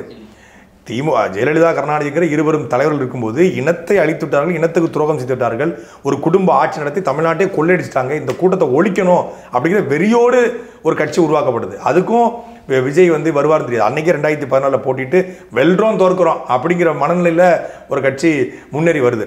திமுகவை வீழ்த்துவதற்கு மக்களுடைய மக்களுக்கு மிகப்பெரிய ஒரு அரசியல் தெளிவு தேவை. 4 ஆண்டுகள ஆட்சி என்ன பண்ணியிருக்காங்க, மீண்டும் இவர்கள் தொடரணுமா? ஏற்கனவே இந்த பாஜக அதிமுக கூட்டணி தமிழ்நாட்டில் இருந்திருக்கிறது. அதிமுக தனித்து 10 ஆண்டுகள் ஆண்டு இருக்கிறது. ஆண்டுதல் என்ன பண்ணுச்சு? இந்த 4 ஆண்டு காலத்தில் அதிமுக உருப்படியாக செஞ்ச அரசியல் என்ன? வெளிநடப்பு செஞ்சதை விட அண்ணா யூனிவர்சிட்டி பாலியல் விவகாரத்தில் ஒரு ஆர்ப்பாட்டத்தை பண்ணாங்க. கல்லூரி வாசலை முற்றுகையிட்டு, அது மரியாதைக்குரிய ஐயா ஜெயக்குமார் தலைமையில். அதை தவிர்த்துட்டு இந்த தமிழ்நாடு முழுக்க திமுக ஆட்சிக்கு எதிரான பெரிய பிரச்சாரம் என்ன பண்ணியிருக்காங்க? திமுக ஆட்சிக்கு எதிரான போராட்டங்கள் என்ன பண்ணியிருக்காங்க? கனிமவள கொள்ளையிலையோ, ஆத்துமணல் கொள்ளையிலையோ, கூடங்குளம், ஸ்டெர்லைட்டு, இந்த 8 வழிச்சாலை, பரந்தூர், இதில் திமுக அதிமுக மாற்று நிலைப்பாடு என்ன இருக்கு? ஒன்றுமே இல்லை. 2 ஒன்று தான். அது கருணாநிதி கொண்ட இயக்கம், இது ஜெயலலிதாவில் கொண்ட 2 பக்கமும் ஊழல் இருக்கு, 2 பக்கமும் கொள்ளை இருக்கு. அங்கே பொள்ளாச்சின்னா இங்கே அண்ணா யூனிவர்சிட்டி, அங்கே ஸ்டெர்லைட்டு அப்படின்னா இங்கே வந்து தாமிரபரணி படுகொலை. 2 பேருக்கும் மாற்று கருத்தே கிடையாது. எந்த கொள்கை வேறுபாடும் கிடையாது. அது வந்து ஃபோர்ஸ்ஃபுல்லாக வந்து கொள்ளையடிக்கும், இது கொஞ்சம் மைல்டாக கொள்ளையடிக்கும். ஆனால் கொள்ளை தான். அடுத்த கேள்வியாக பார்த்தீங்கன்னா, மக்களுக்காக போராடி சிறைக்கு சென்றவங்க தான் அந்த உண்மையான தலைவனாக வந்து போட்டுருவாங்க. ஆனால் அதெல்லாம் விட்டுட்டு இன்றைய தலைமுறை பிள்ளைகள் வந்து பார்த்தீங்கன்னா திரைப்படம் வர அந்த நடிகரை வந்து தலைவனாக ஏற்றுக்கிறாங்க. இதை எப்படி பார்க்குறீங்கன்னு சொல்லிட்டு மணிகண்டன் வந்து ஆஸ்திரேலியா வந்து கேட்டிருக்காங்கண்ணா. சிரஞ்சீவியா ஆகச்சிறந்த எடுத்துக்காட்டு. சிரஞ்சீவி குடும்பம் வந்து நீங்கள் ஒட்டுமொத்தமான தெலுங்கு இதே மொத்தமாக வச்சுருக்காங்க. பெரிய ஃபோர்ஸாக கட்சி ஆரம்பித்தார். அவர் பின்னால் எத்தனை பேர் போனாங்க? அவரால் அதிகாரத்துக்கு வர முடிஞ்சுதா? ஒன்றும் இல்லை. பவன் கல்யாணிக்கு தடுமாறி அவர் சிரஞ்சீவி கூட இதையும் சேர்த்து குடிச்சிக்கிட்டு ஒரு கூட்டணி வச்சதுனால, பிஜேபி எல்லாம் சேர்ந்து கூட்டணி வச்சதுனால, சந்திரபாபு நாயுடு எல்லாம் கூட்டணி வச்சதுனால ஏதோ ஒரு தூய்மை அமைச்சர் ஆயிருக்காரு. மற்றபடி வந்து ஒரு நடிகன் நாட்டை ஆளணுமா, நடிகன் வந்து நாடாள வந்து வேண்டிய அவசியமா அப்படிங்கிற கேள்வி முடியும். நடிகனாக இருப்பதனாலே அவன் நாடாளக்கூடாதுன்னு இல்லை, ஆனால் அது மட்டுமே தகுதியாக இருக்கக்கூடாது. அவன் மக்களோட மக்களாக நின்று மக்கள் பிரச்சனைகள் குரல் கொடுத்து வெறுமனையாக விர்ச்சுவல் லீடராக, விர்ச்சுவல் பார்ட்டியாக, விர்ச்சுவல் வாரியராக இல்லாமல் ரியல் வாரியராக இருக்கணும். மக்கள் களத்தில் நின்று பேசக்கூடிய, மக்களுக்காக குரல் கொடுக்கக்கூடிய, மக்களுடைய எல்லா பிரச்சனையும் உணர்ந்தவனாக ஒருத்தன் இருந்தான்னா அவன் நடிகனாக இருந்தால் கூட நாடாள வைக்கலாம். இது எதுவுமே தெரியாது, நான் 50 படம் நடிச்சிருக்கேன், அதனால் நான் வந்து ஒருத்தர் கூட வந்து சமீபத்தில் ஒரு ஊடகங்கள் கேட்டாராம், எப்படிங்க இப்படி பேசுகிறீங்கன்னு, எத்தனை படத்தை நடிச்சிருக்கோம், இது பேச மாட்டோமா? படத்தை தான் தன்னுடைய கிரெடிட்டாக, தன்னுடைய பெரிய ஐடியாலஜியாக கொண்டு வர்ற ஒருத்தரை வந்து பின்பற்றுவது தமிழ்நாட்டு அரசியலுக்கு பேராபத்து. நான் எனக்கு தெரிஞ்ச வர சினிமாலேருந்து வந்த கடைசி முதலமைச்சர் எம்ஜிஆர் தான். அதுக்கப்புறம் சினிமாலேருந்து வந்த கடைசி நடிகை ஜெயலலிதா தான். இதுக்கு பிறகு சினிமாலேருந்து வந்து தமிழ்நாட்டை ஒருத்தன் ஆள போகிறது இல்லை, ஆளவும் முடியாது, ஆளவும் விட மாட்டோம். ஆனால் அடுத்ததாக வந்து ஒருத்தர் பேர் இல்லாமல் கேட்டிருக்காரு. ஆனால் அவர் விஜய் பற்றி தான் சொல்லுவார். ஆனால் நான் வந்து காலேஜ் படிச்சுட்டு இருக்கேன், கூட படிக்கிற பசங்களுக்கு அரசியல் அறிவுலாம் இல்லை, ஆனால் யாருக்கு ஓட்டு போடுங்க கேட்டால் விஜய்னு சொல்லுவாங்க. அரசியல் அறிவு இல்லைங்கிறனால தான் விஜய்னு சொல்கிறான். திராவிடம் என்னன்னு கேட்டால் யாருமே சொல்ல மாட்டாங்க, நீங்களாவது சொல்லுங்க திராவிடம்னா என்ன அப்படின்னு கேள்வி எழுப்பியிருக்காருண்ணே. வடிவேல் ஒரு படத்தில், இங்கிலீஷ்காரன் படத்தில் அப்படி பேண்ட்டுக்கு பாக்கெட்டில் கை விட்டு காட்டு வரல, அதுதான் அதுக்கு பதில். ஆனால் அதுக்கப்புறம் ஒருத்தர் வந்து கேட்டிருக்காரு, அவருடைய பேரும் இல்லை, இங்கே வந்து திருப்பூர்லேருந்து கேட்டிருக்காரு. ஆனால் நான் வந்து திருப்பூரில் இருக்கிறேன், இங்கே இருக்கிற வடநாட்டிலேருந்து வர்றவங்களுக்கு நம்ம நுழைவு சீட்டு கொடுக்கணும்னு நம்ம சொல்கிறோம். அதுமாதிரி மும்பையில் வந்து தாராவியில் பல தமிழர்கள் வசிக்கிறாங்க, அவங்களுக்கு ஒரு வேளை நுழைவு சீட்டு கொடுத்தா என்ன நடவடிக்கை இருக்கும், அது சரியான அணுகுமுறையான்னு கேட்குறாரு. தாராவிக்கு எந்த காலகட்டத்தில் போனாங்கன்றது, கடுமையான வறட்சி தமிழ்நாட்டில் அன்னைக்கு, பெரும் பஞ்சம். தாராவியில் போய் மக்கள் குடியேறாங்க. தாராவியில் போயிட்டு தாராவியில் வடநாட்டுக்காரங்க இங்கே வந்திருப்பது போல ஒட்டுமொத்தமாக ஒரு கோடி பேர் போனாங்களா? இல்லை. தாராவியில் போய் அந்த நிலத்தோட நிலமாக கரைஞ்சி அந்த மும்பையினுடைய வளர்ச்சிக்கு, மகாராஷ்டிராவினுடைய வளர்ச்சிக்கு தான் தமிழர்கள் பாடுபட்டுருக்காங்க ஒழிய, தமிழர்கள் போயிட்டு அங்கே இருக்கக்கூடிய மராட்டியர்களுடைய இல்லை அங்கே இருக்கக்கூடிய இந்தி பேசும் மக்களுடைய வேலை வாய்ப்பை பறிக்கலை. ஆனால் இங்கே ஒட்டுமொத்தமாக நீங்கள் ஒரு சாலையில் போனீங்கன்னா பலூன் விற்கிறவங்க வடநாட்டுக்காரங்க, கண்ணாடி துடைக்கிறோம் காஸ்தா அப்படின்னு கேட்குறவன் வடநாட்டுக்காரன், காரில் ஸ்க்ராட்ச் இருக்கா அதை சரி பண்ணுறேன் வடநாட்டுக்காரன், பிச்சை எடுக்கிறது வடநாட்டு பெண்ணு, கார்லேருந்து அப்படியே போய் ஒரு உணவகத்தில் சாப்பிட்டீங்க அப்படின்னா வடநாட்டுக்காரன், டீ சாப்பிட்டீங்கன்னா வடநாட்டுக்காரன், ஒரு நேராக போய் ஒரு டெக்ஸ்டைலில் போய் துணி எடுத்தீங்களா வடநாட்டுக்காரன், எல்லாம் முடிச்சு போய் ஒரு உணவகத்தை தங்குனீங்களா வடநாட்டுக்காரன். அப்புறம் திருப்பூரில் ஆரம்பித்து தமிழ்நாடு முழுக்கூடிய எலக்ட்ரிக்கல், எலக்ட்ரானிக்ஸு, கவரிங் கடை எல்லாம் வடநாட்டுக்காரன். ஒரு நிலத்தினுடைய மொத்தமான பொருளாதார உரிமை பறிக்கப்படுதில்ல. நீங்கள் ஒரு கட்டட வேலைக்கு மும்பைக்கு கூலி வேலைக்கு பார்க்க போனான், மும்பையில் தோசை கடை போட்டான், மும்பையில் இட்லி விற்றான், மும்பையில் வடகடை போட்டான். தாராவில் இருக்கக்கூடிய தமிழர்கள் அப்படி இருந்து கொஞ்சம் கொஞ்சமாக முன்னேறி மீன் விற்றாங்க, அங்கே போய் சின்ன சின்ன வியாபாரம் பார்த்தாங்க, அப்படி வந்தாங்க. இன்னைக்கு இந்த 30 வருஷத்தில் எத்தனை பேர் தாராவிக்கு போயிருக்காங்க லிஸ்ட்டு காட்டுங்க. போனாங்க 1980, 86, 90 போனாங்க. அன்னைக்கு கடுமையான வறுமை இருந்தது, போனாங்க. அதுக்கப்புறம் இங்கேருந்து பெரும்பான்மையான எல்லாரும் என்ன பண்ணிட்டாங்க, திரும்பி இங்கே வந்துட்டாங்க. அங்கே வேலை பார்த்த எல்லாருமே சொந்த ஊரில் வீடு கட்டி சொந்த ஊரில் தான் இருந்திருக்காங்க. ஆனால் வடநாட்டுக்காரங்க இங்கே வந்தவன் அப்படியே குடிமை வாங்கிட்டு இங்கே தங்கிட்டான். தாராவில் இருக்கக்கூடிய பெரும்பான்மையான தமிழர்கள் ஓட்டு தமிழ்நாட்டில் வச்சுருப்பாங்க, தேர்தலத்தில் வருவாங்க, சில பேர் வர முடியாமல் போயிடும், சில பேர் தான் 2 தலைமுறையாக அங்கே இருந்து அங்கேயே வாக்களிக்கக்கூடிய நிலைமைக்கு மாறியிருக்காங்க. ஒரு கேப்டன் தமிழ்ச்செல்வன்கிறது அங்கேயே எம்எல்ஏவை கூட மாறி இருக்காரு, அதில் மாற்றுக்கிறது இல்லை. ஆனால் நாம் அந்த மக்களுடைய பொருளாதாரத்தை பறிச்சிருக்கோமா, பொருளாதாரத்தை கொடுத்துருக்கோமா அப்படிங்கிற ஒரு கேள்வி இருக்குது. தமிழர்கள் உழைப்பை கொடுத்து பொருளாதாரமாக கொடுத்தான், இவன் உழைப்பை இங்கேருந்து மொத்தமாக எடுத்துகிட்டு போகிறான், பொருளாதாரத்தை எடுத்துகிட்டு போகிறான். அதுக்கு 2க்குமான வேறுபாடு இருக்குது. இன்னொன்று பெரும் எண்ணிக்கையில் ஈரோடு பெருந்துறையில் ஒரு சிப்காட்டு 62,000 வடநாட்டுக்காரன் வேலை பார்க்குறாங்க. அப்படி மகாராஷ்டிராவிலேயோ பூனேவிலேயோ இல்லை மும்பையிலேயோ இல்லை லோனாவாலாவிலேயோ எங்கேயாவது தமிழர்கள் ஒரு நிறுவனத்தில் மொத்தமாக வேலை பார்த்தான் அப்படின்னு காட்டுங்க. அப்படி காட்டுனா அங்குள்ள தமிழர்கள் நம்ம நுழைச்சிட்டு போட சொல்லலாம். நான் அடுத்த கேள்வி வந்து பார்த்தீங்கன்னா, சாட்டை ஊடகத்தில் வந்து நீங்கள் நிறைய அரசியல் பேசுறீங்க, நாட்டு நடப்புகள்லாம் பேசுறீங்க, இதே மாதிரி வந்து பார்த்தீங்கன்னா தலைவர்களுடைய வரலாறும் அதே மாதிரி சில நூல்களையும் வந்து நீங்கள் போட முடியுமா, நாங்கள் ரொம்ப ஆவலோட காத்திருக்கோன்னு சொல்லிட்டு நாராயண் வந்து கோவிலேருந்து கேள்விருக்காரு. சாட்டையில் வரலாற்று பக்கங்களே ஒன்று போட்டோம், கருப்பு பக்கங்கள்னு ஒன்று போட்டோம். அதில் நிறைய தலைவருடைய வரலாறு போட்டுக்கிறோம், அயோத்தியாச பண்டிதருடைய வரலாறு போட்டிருக்கோம், ரெட்டமலை சீனிவாசன் வரலாறு போட்டுக்கிறோம், முத்துராமலிங்கத்தோட வரலாறு போட்டிருக்கோம், மூக்கேத்தரோட வரலாறு போட்டிருக்கோம், புலித்தேவன், மருதுபாண்டி, தீரன் சின்னமலை, அழகுமுத்துக்கோன், சுந்தரலிங்கம், வெண்ணிக்காலடி, இவ்வளோ வரலாறுலையும் போட்டிருக்கிறோம். அப்புறம் வந்து எவ்வளவோ வரலாறுல போட்டு தான் இருக்கோம். அதுக்கு ஒரு வரலாறு போடணும்னா அது சாதாரணமாக ஒரு நாட்டடப்பு மாதிரி வந்து டேட்டா எடுத்து உடனே பேச முடியாது. அதுக்கு ஒரு வாரம் படிக்கணும். அதுக்கான தேர்தல் இருக்குது. அந்த பகுதிக்கே போய் நின்று அந்த அவங்க வாழ்ந்த இடங்களில் பேசணும். நேரம் இல்லாமல் பேசல. இன்னும் நிறைய வரலாறுகளை போடணும்னு ஆசை. இப்போ நிறைய நேரம் கிடைச்சிக்க தான் உணர்றேன். அதனால் இனி வரும் நிறைய. ஓகே, அடுத்ததாக வந்து தருண்குமார் அப்படிங்கிற அந்தியூர்லேருந்து கேட்டிருக்காரு. வருண்குமாரா? தருண்குமார் தனித்தமிழீழம் அடைவது எப்படி, அதற்கான வழிமுறைகள் என்னன்னு. இனி ஒரு ஆயுத வழி போராட்டத்திற்கு உளவியலாக தமிழர்கள் வந்து தயாராக இல்லைங்கிறது தான் உண்மை. ஏன்னா மிகப்பெரிய ஒரு இழப்பு, ஒரு பெரிய பேரிழப்பை வந்து இந்த இனம் சந்திச்சிருச்சு. இந்த நூற்றாண்டில் எந்த இனமும் சந்திக்காத ஒரு பேரழிவு வந்து தமிழ் இனத்துக்கு வந்திருக்கிறது. நிறைய கொடையாக உயிரை கொடுத்தாச்சு. அதனால் இனி தமிழ்நாட்டில் ஒரு பெரிய அரசியல் மாற்றம் நிகழ்ந்து அந்த அரசியல் மாற்றத்தால் இந்தியாவினுடைய வெளியுறவு கொள்கையில் மிகப்பெரிய மாற்றம் ஏற்பட்டு இந்தியா விரும்பினால்தான் ஒரு நாடு அமைங்கிறதுல எந்த மாற்றுக்கிறதும் யாருக்கு இருக்க முடியாது. இந்தியா அழுத்தம் கொடுக்காம தெற்காசிய பிராந்தத்தில் ஒரு நாடு இனி உருவாகாது. அது ஐநாவின் மூலமாக, பொது வாக்கெடுப்பின் மூலமாக, சர்வதேச சமூகம் நினைத்தால் மட்டும்தான் ஒரு நாடு மலரும். அந்த நாட்டுக்கான தேவை இன்னும் அப்படி இருக்கிறது. அந்த மக்களும் அந்த நாட்டுடைய கனவோடே இருக்காங்க. உலகம் முழுமைக்கும் தமிழர்கள், பல லட்சக்கணக்கான தமிழர்கள் காத்திருக்காங்க. என்றைக்கு ஈழம் வளர்ந்தாலும் ஈழம் ஓராண்டில் உலகத்தின் சர்வதேச நாடாக மாறுவதற்கான வாய்ப்புகளோடு அவங்க காத்திருக்காங்க. நிச்சயம் அதுக்கு ஒரு வாய்ப்புகள் இருக்கு. நான் அடுத்த கேள்வி, இந்த சுசிலா சந்திரசேகரன் கேள்வி எழுப்பியிருக்காங்க. நித்யானந்தா வந்து நீங்கள் எப்படி காணல் வந்து எடுத்தீங்க, அது வந்து உங்களுக்கு எப்படி வந்து கான்டாக்ட் நம்பர் கிடைச்சது அப்படின்னு கேட்டிருக்காங்க. கான்டாக்ட் நம்பர் எனக்கு கிடைக்கல. சாட்டையினுடைய பகிர்வு எண்கள் போட்டிருக்கோம், விளம்பர தொடர்புன்னு போட்டிருக்கோம். அந்த எண்ணை பார்த்துட்டு அவங்க வந்து அதுக்கு செய்தி அனுப்பிச்சிருந்தாங்க. Nithyanandam, we are reaching out from Kailasa, ஐயா உங்களோட பேச முடியுமா அப்படின்னு கேட்டிருந்தாங்க. ஒரு டெக்ஸ்ட் மெசேஜ் வந்துச்சு. நான் உண்மையிலே என்னடா அது உண்மையிலே ஃபேக்கா இல்லை வந்து ஒரிஜினலான்னு தெரில. சரி, அப்போ பார்த்தா அந்த நம்பர் வந்து இந்த இது நம்பர் யூரோப்பியன் கண்ட்ரீஸில் இருக்கக்கூடிய நம்பர் மாதிரி இருந்துச்சு, ஃபாரின் நம்பர் மாதிரி இருந்துச்சு. அப்புறம் நான் வந்து போட்டேன், சொல்லுங்கள் அப்படின்னு போட்டேன். வணக்கம்னு போட்டேன் முதல்ல. அப்புறம் சொல்லுங்கள் அப்படின்னு போட்டோன்னே கேன் ஐ கால் யூ அப்படின்னாங்க. கால் பண்ணுங்க அப்படின்னு கால் மீனோடனே கால் பண்ணாங்க. ஒருத்தர் பேசினாரா, சுந்தரேசன் அப்படின்னு அறிமுகப்படுத்தினார்.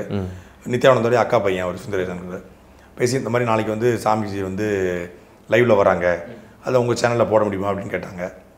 இல்லை நான் வந்து அப்படி நம்ம பண்ணுறதில்லை அப்படின்னேன். இல்லை நிறைய இப்போ சேனலில் நம்ம கொடுக்குறோம், மாலை முரசு, புதிய தலைமுறை எல்லாம் கொடுக்குறோம். அதில் உங்கள் சேனலும் போட தான் சாமிஜி விரும்புகிறாரு. ஏன்னா உங்கள் சேனலில் ரெகுலராக பார்ப்பார். கடைசியாக நீங்கள் போட்ட 2 காணொலிகளையும் பார்த்தாரு. அதில் நீங்கள் கூட வந்து சர்காஸ்டிக்காக சொல்லியிருந்தீங்க. நான் வந்து தமிழ்நாட்டில் நிறைய ஒரு கொலை பாலியல் வன்கொடுமை இதாக இருக்குது, பேசாமல் அவர் கூட்டாரு அங்கே சர்காஸ்டிக்காக சொன்னேன். அவர் பார்த்துருக்காரு. சரி அப்படின்னு சொல்லி இப்போ நம்ம சேனலுக்கும் கொடுக்கலாம் அப்படின்னா, விளம்பரத்துக்கு எவ்வளோ காசுன்னு கேட்டால் காசுலாம் இல்லைங்க, வேணாங்க, நீங்கள் லிங்க் கொடுங்க, நான் வேணால் போடுறேன் அப்படின்னேன். அப்போ உங்கள்கிட்ட தான் கேள்விகள் இருக்கா அப்படின்னாங்க. அப்போ நான் நிறைய கேள்விகள் அனுப்பிச்சேன். உண்மையிலே அவர் வந்து நித்யானந்தாவா, அவர் இறந்துட்டாருன்னு சொல்கிறாங்களே, இறந்துதான் ஏன் சொன்னாங்க, அது ஏஐ டெக்னாலஜியா, கைலாசான்னு ஒன்று இருக்கா இல்லையா, கைலாசாக்குற நாடுக்கு சர்வதேச அங்கீகாரம் கிடைக்குமா, இந்தியாவுக்குள்ள நீங்கள் வராதுக்கு என்ன காரணம், நீங்கள் வந்து இந்த நீங்கள் இறந்து போயிட்டுன்னு சொல்கிறதே இந்தியாவுக்குள்ள வர்றதுக்காக தான் மாற்று வடம் போட்டு வரப்போறீங்கன்னு சொல்கிறாங்க அப்படின்னு பல்வேறு கேள்வி அனுப்பிச்சிருந்தேன். அதில் ஃபில்டர் பண்ணி 2-3 கேள்விகளும் அவங்க பதில் அனுப்பிச்சிருக்காங்க. அவ்வளோதான். மற்றபடி அவங்களுக்கு நமக்கு அவங்களா தொடர்படுத்தி கேட்டாங்க. சரி, எல்லா ஊடகங்களையும் போடும்போது நாம் ஒரு பொது ஊடகமாக மாறி இருக்கிறோம். நம்ம சேனல்லையும் அங்கீகரித்து அவங்க கொடுக்குறாங்க. அப்புறம் அவருடைய ஐடியாலஜிலேயோ, அவருடைய கொள்கையிலையோ, கோட்பாட்டிலேயோ நமக்கு எந்த உடன்பாடும் கிடையாது. அவர் நல்லவர் கெட்டவர் அப்படிங்கிற சர்டிஃபிகேட் நம்ம நடத்தல. நம்ம கேட்ட கேள்விகளுக்கு அவங்க பதில் சொல்லியிருக்காங்க. அவ்வளோதான். நான் அடுத்ததான் ஒருத்தர் வந்து பேர் இல்லாமல் தான் கேட்டிருக்காரு, நீங்கள் சினிமாவில் நடிக்க விருப்பம், உங்களுக்கு வந்து சினிமாவில் நடிக்கிற விருப்பம் இருக்கான்னு சொல்லி கேட்டிருக்காருண்ணா. இல்லை, அப்படி நம்ம சினிமா நடிக்கிறதுக்காக நம்ம வரல. ஆனால் வந்து நம்முடைய சாட்டையை பார்த்து விட்டு சாட்டையில் சர்காஸ்டிக்காக நம்ம சட்டையெல்லாம் பண்ணுவோம். 2 பேர் சேர்ந்து பண்ணுவோம். நானும் தம்பி சரவணன், மாப்பிள்ளை மகிழன்னு சேர்ந்து பண்ணுவோம். அதை பார்த்துட்டு நிறைய இயக்குநர்கள் வந்து எங்கள் படத்தை நீங்கள் நடிக்கணும் அப்படிலாம் சொல்லியிருக்காங்க. அப்போ அதுக்கான சூழல் இல்லாமல் இருந்துச்சு. ஏற்கனவே 2-3 படத்தை நடிச்சிருக்காங்க. 2 படம் ரிலீஸ் ஆயிடுச்சு. அவருக்கு தெரியல போல இருக்கு. இசைக்கு கார்வனன்னு சொல்லி அண்ணன் இயக்கினா முதல் படம் பெட்டி கடை. அந்த படத்தில் நான் தான் வில்லன். 4 வில்லன், நானும் தம்பி அருணோதயன்லாம் சேர்ந்து நடிச்சிருப்போம். அப்புறம் 2வது வந்து அமீரான்னு சொல்லி அண்ணன் சீமான் அவர்கள் வந்து முதன்மையான வேடத்தில் நடிச்சிருப்பார். அதில் த்ரோட்டு அண்ணன் சீமான் கூடவே நான் வருவேன். அவர் இன்ஸ்பெக்டர் கேரக்டர், நான் வந்து ஏட்டு மாதிரி போலீஸ். உண்மையிலே முருகன் அப்படி ஏட்டு முருகன், அவங்க பேரே முருகன்.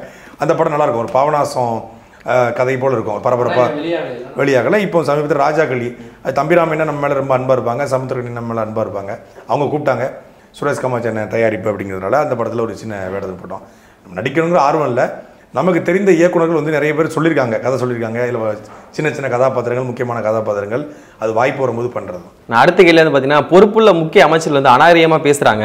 அப்படி பேசுகிறவங்க வந்து நம்ம என்ன பேசுகிறோம், நாளைக்கு மக்கள் காசு கொடுத்தா ஓட்டு போட்டுருவான்ற நம்பிக்கையில் பேசுகிறாங்களா, இல்லை வந்து அதிகாரம் நம்மகிட்ட இருக்குன்றதுனால பேசுகிறாங்கன்னு சொல்லி பாலமணியன் வந்து மதுரையிலேருந்து கேட்டிருக்காங்கண்ணே.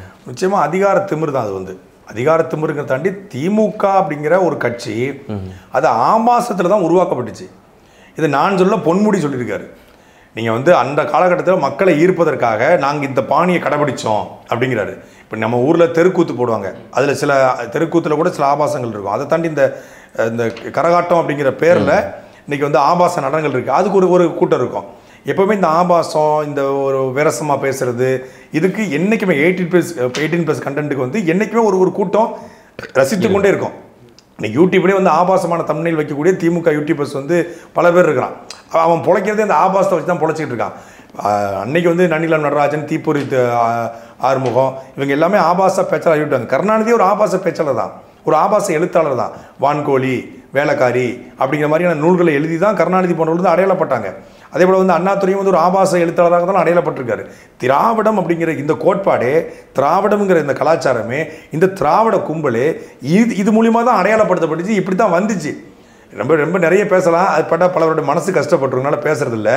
இன்னைக்கு வரைக்கும் பாருங்கள், நீங்கள் சைதை சாதிக்கா இருக்கட்டும், இப்போ ஒரு சிவாஜி கிருஷ்ணமூர்த்தின்னு ஒரு மனநலம் பாதிக்கப்பட்ட ஒருத்தர் இருக்கான், அவனாக இருக்கட்டும், எல்லாருமே முழுக்க ஆபாசமாக பேசி, அதாவது 10 மாதம் அதாவது ஆணும் பெண்ணு சேர்ந்தாதான் பிள்ளை பிறக்கும், நான் பார்த்தாலே பிள்ளை பிறக்கணும் ஒருத்தர் மேடையில் பேசுகிறாங்க.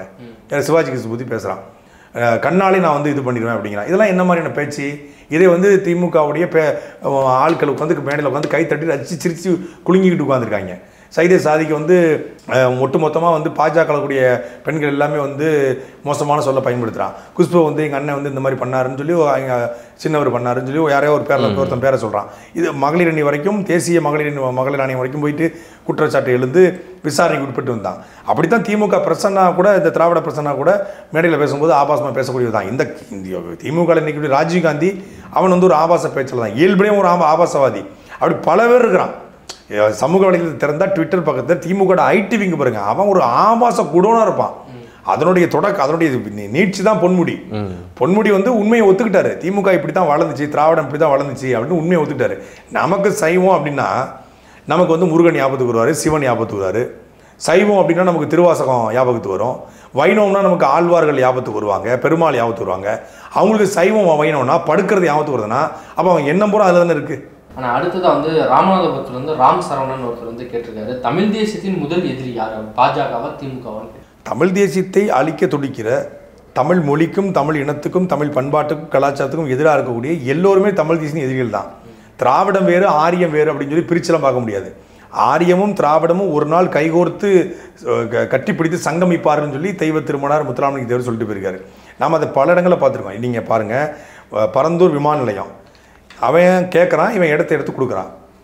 அதே போல் தான் வந்து சாகர் மாலாவாக இருக்கட்டும், பாரத் மாலாவாக இருக்கட்டும், கச்சத்தீவு பிரச்சனையாக இருக்கட்டும், முல்லை பெரியார் பிரச்சனையாக இருக்கட்டும், காவிரி பிரச்சனையாக இருக்கட்டும், தமிழர்களுக்கு வரக்கூடிய எல்லா பிரச்சனைக்கும், ஈழ இனப்படுகொலை தொடங்கி எல்லா பிரச்சனைக்கும் அங்கே திராவிட கட்சிகளும் காரணம், தேசிய கட்சிகளும் காரணம், பாஜகவும் காரணம், திமுகவும் காரணம். ரெண்டுமே தமிழ் தேசியத்துடைய முதன்மை எதிரிகள் தான். பிரிச்சுலாம் பார்க்க முடியாது. ரெண்டும் சில பேர் சொல்கிறாங்கல்ல, திராவிடம் தமிழ் தேசியம் இரு கண்ணுங்கள் மாதிரி. தமிழ் தேசியத்துக்கு இந்த ரெண்டுமே புண்கள். ஆனால் அடுத்த கேள்வி வந்து பார்த்தீங்கன்னா, தமிழ் தேசியம் வந்து ஆட்சிக்கு வந்தால் தமிழ்நாடு தனி நாடாக மாறுமா, அப்படி மாறினால் தமிழீழமும் தமிழ்நாடு இணைந்து செயல்படுமா அப்படின்ற மாதிரி நாளாக கேட்டுக்கிட்டு இருக்கேன். இந்த கேள்வி நிலப்பரப்புலே வந்து ஒரு காலத்தில் ரெண்டு நிலப்பரப்பும் ஒன்றா இருந்தாக சொல்கிறாங்க. அது நம்ம பார்க்கல. நமக்கு தெரிஞ்சு தனுஷ்கோடி வந்து கடலில் மூழ்கியது போல் ஒரு பெரிய கடல்கோள் ஏற்பட்டு தமிழீழமும் தமிழ்நாடும் ஒன்றாயிருந்த நிலப்பரப்பு வந்து பிரிஞ்சிச்சு. அதனால திட்டுலாம் இருக்கிறதா அது வந்து ராமர் திட்டுன்னு அழைக்கப்படுது, ராமர் பாதம்னு அழைக்கப்படுது அப்படிலாம் சொல்கிறாங்க. இப்போ நிலப்பரப்பாக ரெண்டும் தனித்தனியாக பிரிஞ்சிருச்சு. கடல்கோளால் முழுமையாக முடிஞ்சிச்சு. இங்கேருந்து கிட்டத்தட்ட 36 கிலோமீட்டருக்கு மேலே வருது, 36 மைல் 50 கிலோமீட்டருக்கு மேலே வருது. நிலப்பரப்பாக இது எப்படி இணைப்பீங்க? ஒன்றாவுனா எப்படி ஒன்றாகும்? கச்சத்தீவு கூட இணைக்க வாய்ப்பு இருக்குது, மீட்டெடுத்து வாய்ப்பு இருக்குது. இது தமிழ்நாட்டோட இணைக்க வாய்ப்பு இருக்குது, இந்தியாவோட இணைக்க வாய்ப்பு இருக்குது.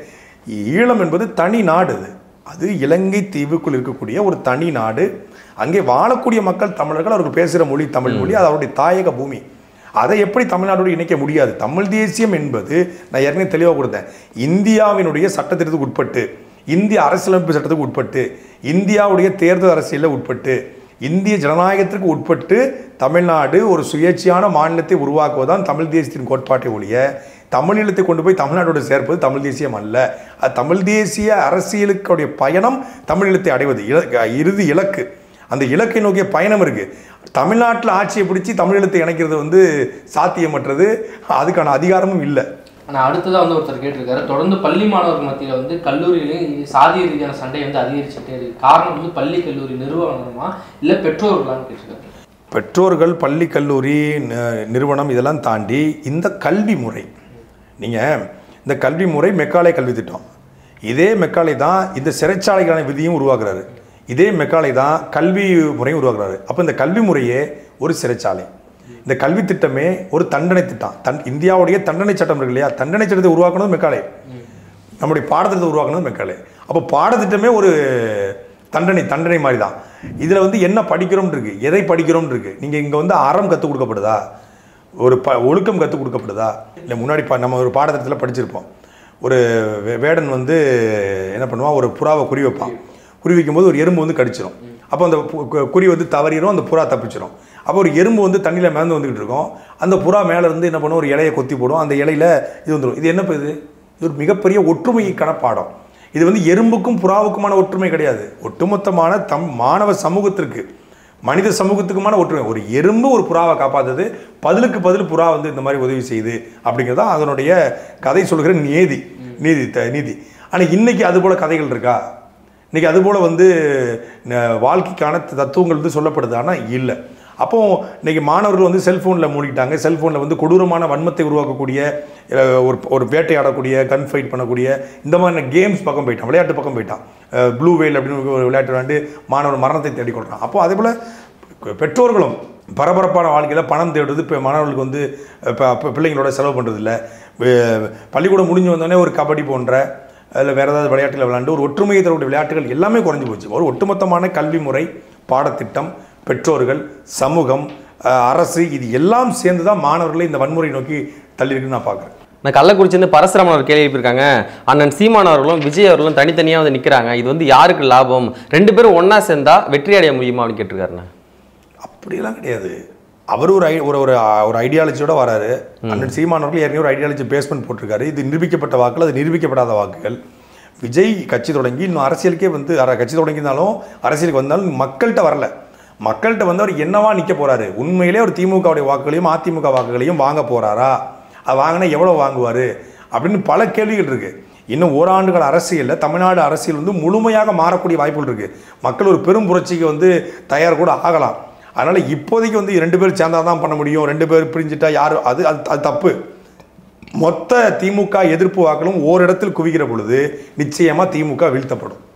ஆனால் அடுத்ததாக மயிலாடுதுறையிலிருந்து அஷிம் அப்படிங்கிறவர் கேட்டிருக்காரு, இஸ்லாமியர்கள் எதற்காண்டி தமிழ் தேசியத்தை ஆதரிக்கணும்? நம்ம ஏற்கனவே அதை பதிலே சொன்னோம், அவருக்கு தான் ஏற்கனவே முன்னாடியே பதில் சொல்லியிருக்கோம். தமிழ் தேசியத்தை இஸ்லாமியர் ஏன் ஆதரிக்கணும்னா, இஸ்லாமியர்கள் இந்த மண்ணின் பூர்வக்குடி மக்கள், அவர்கள் இஸ்லாமியர்களாகவோ கிறிஸ்தவர்கள் இந்த மண்ணின் கிறிஸ்தவர்களாக தனித்து பார்ப்பது கிடையாது. அது அவருடைய வழிபாடு, ஒரு பாதை, அவ்வளோதான். இஸ்லாம் என்பது ஒரு வழிபாடு, இஸ்லாம் என்பது ஒரு மார்க்கம், ஒரு வழிமுறை, ஒரு வாழ்வியல், அவ்வளோதான். அந்த இஸ்லாமிய வாழ்வியலை அவங்க கடைபிடிக்கிறாங்க.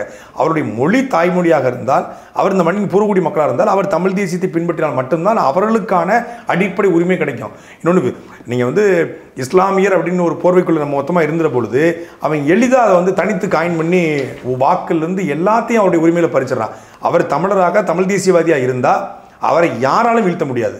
வழிபாட்டில் நம்ம யாராலும் இருக்கலாம், ஆனால் வாழ்வியலாக நம்ம தமிழனாக நிற்கணும் அப்படிங்கிறது நம்முடைய கோரிக்கை. நான் அடுத்து பெயர் தெரியாத ஒரு நபர் சொல்லியிருக்காங்கன்னா, சாட்டையுடைய அந்த வருமானம் சீமானவர்களுக்கு தேவைப்படுது, அதனால சாட்டையை சொல்றவங்க கட்சியை விட்டு நீக்கிடுறாங்க, சாட்டைக்கு ஒரு முக்கியத்துவம் கொடுக்குறாங்க. உண்மையிலேயே சாட்டை துறைமுறைனா யாரு அப்படின்ற மாதிரி நான் சொல்றவங்கலாம் கட்சியை விட்டு நீக்கிறாங்கன்னா என்ன எதுக்கு 2 முறை நீக்கினாங்க, யார் சொல்லி நீக்கினாங்கன்னு அண்ணன் சீமான் அவர்களை யாரும் இயக்க முடியாது. நான் பலமுறை பல ஊடகம் சொல்லிட்டேன், அவரால் மட்டுமே இயக்க முடியும். அவர் எடுக்கிற முடிவுகள் மட்டுமே இறுதி முடிவுகள், யாரும் இயக்க முடியாது. இது ஒரு தவறான தகவல், பொய்யான தகவல், அவரை இன்ஃப்ளூயன்ஸே பண்ண முடியாதுங்கிறது தான் உண்மை. சாட்டை துறைமுருகன் யார் அப்படின்னா, சாட்டை துறைமுருகன் தான். ஆனால் லாஸ்ட் ஒரு கொஸ்டின், நவீன் அப்படிங்கிற பாண்டிச்சேரியிலேருந்து கேட்டிருக்காரு, அண்ணன் சீமான் அவர்களுக்கும் உங்களுக்கும் சொல்லப்படாத நகைச்சுவை நிகழ்வு நடந்திருக்கா அப்படின்னு சொல்லி. சொல்லப்படாத நகைச்சுவை இல்லை, சொல்ல முடியாத நகைச்சுவை நிறைய இருக்கு. நம்மளுடைய பொன்னான நேரத்தை ஒதுக்கி நிறைய தகவலை பகிர்ந்தீங்க, மிக்க மகிழ்ச்சி, நன்றி அண்ணா. சாட்டை எடுத்து நாட்டை திருத்து, இளம் தலைமுறை தானே நீ வழி